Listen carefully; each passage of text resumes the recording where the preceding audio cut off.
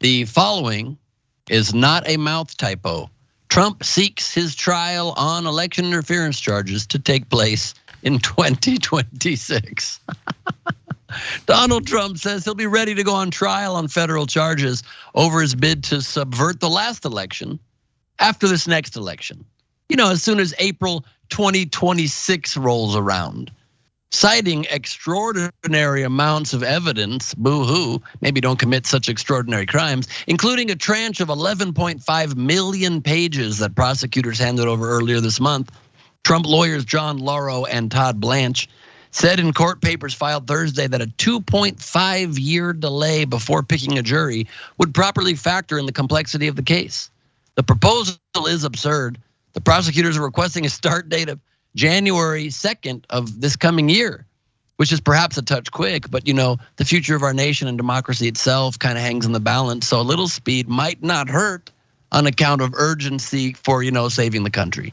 Judge Tanya Chutkin has indicated she will set a trial date by August 28th, coming up in just less than a couple of weeks. His lawyers framed the decision in stark terms, however, noting the unprecedented nature of a leading candidate for president being prosecuted by the Justice Department led by his political opponent.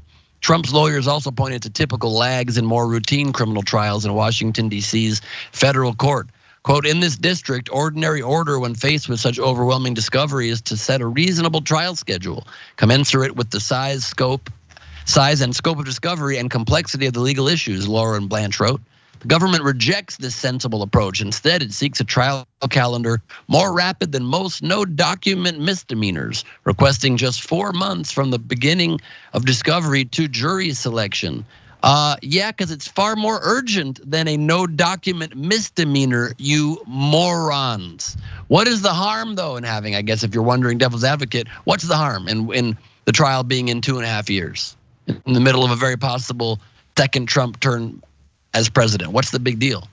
Well, Trump could conceivably be back in the White House in January 2025. If that happens and the case is still pending, he could instantly shut it down, either by issuing himself a presidential pardon or by appointing an attorney general who would agree to dismiss the charges. Oh, got it. Copy that. In their court filing Thursday, Trump's team also continued to push the notion that prosecutors have had their 2.5 years to investigate the case, while Trump's only just beginning to prepare his defense. An April 2026 trial date would give Trump's team an equal amount of time to prepare. Funny though, because Trump keeps using as an argument why this is a sham that they took so long to bring these charges when they've had 2.5 years to do it and they could have done it immediately. How odd, toupee fiasco, trying to have it both ways again. Very out of character, I'm kidding, he's a traitorous monster. Also, his delay argument is ridiculous, by the way, because all the evidence has been available to him ever since the second impeachment trial and the Jan 6 committee hearings. And they've definitely been working on his defense the whole time. And he certainly has the money to defend himself too, because they've raised over $100 million for the Save America PAC, of which, of course, is designed just to save Trump's ass.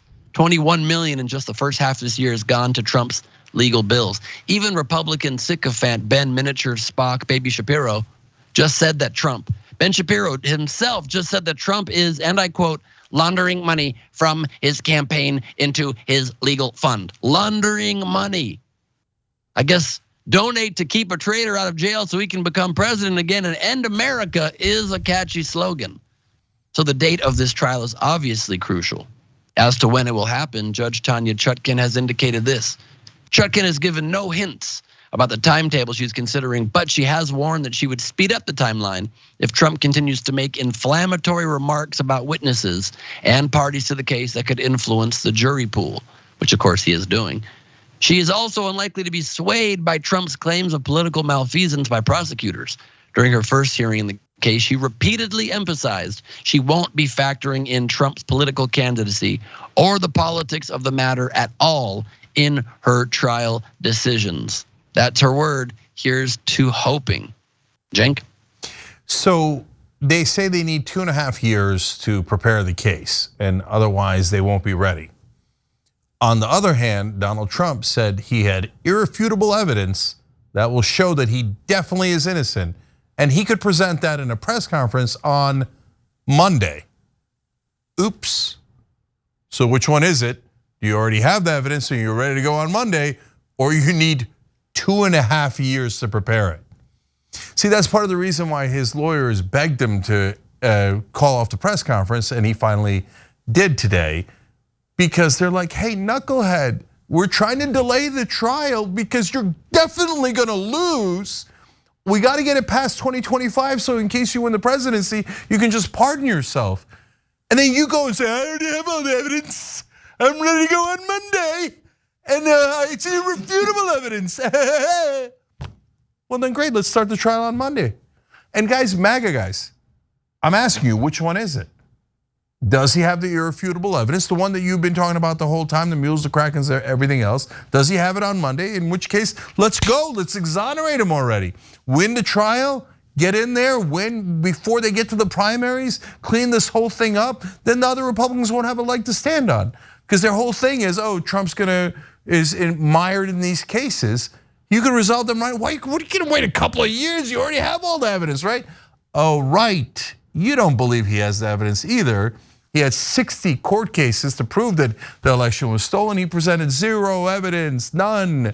So what was he gonna do on Monday? He was gonna go, a bunch of dumps and krakens and mules. I got you. And Mike Lindell agrees, and here's a pillow. He was gonna do that same dumbass stuff, and he was gonna get himself in more trouble, and his lawyers tackled him. And then they went into court, and they're like, oh yeah, no, never mind what our client just said publicly to everyone in the country about how we were ready and we had all the evidence. Now we need 2.5 years.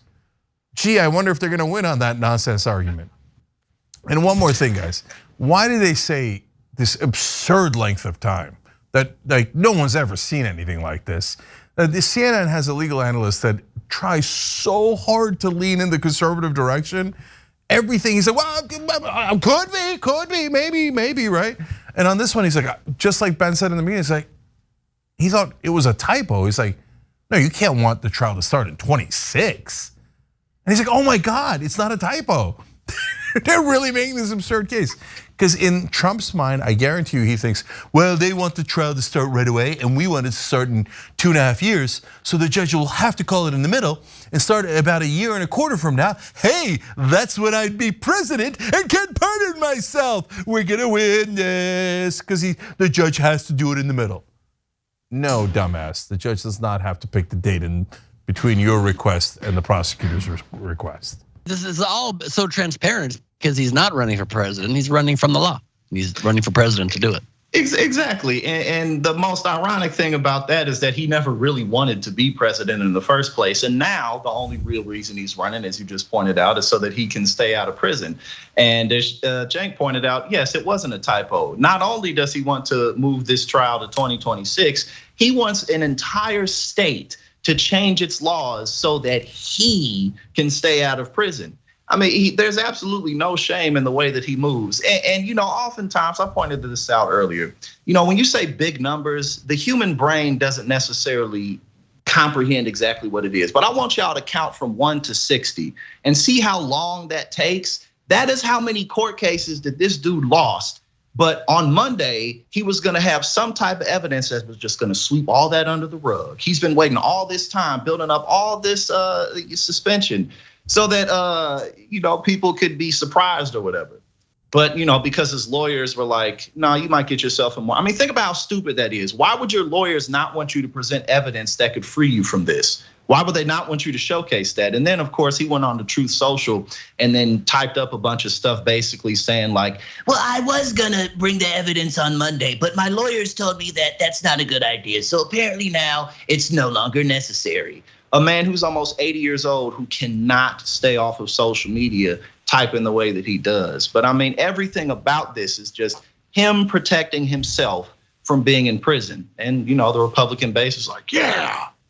And it's all about twisting reality further and further and further too. Like even in the clip I saw of Ben Shapiro calling him a money launderer essentially for taking campaign PAC money into his own legal defense bills because Trump named his own social media platform designed specifically so he can lie further to the American public, Truth Social, and because he named the tweets truths, even when being criticized, Shapiro goes, And, Trump posted a truth saying blah, blah, blah. And it just sounds like he's saying it's true. It's true what he says. It's true what he says, because the man just spins reality and people eat it up. You can say he posted something. You don't have to say there was a truth he put out. And that's the way they're phrasing it. It's just the whole system is so broken now and so bends to the whims of this insane orange monster that if he does not get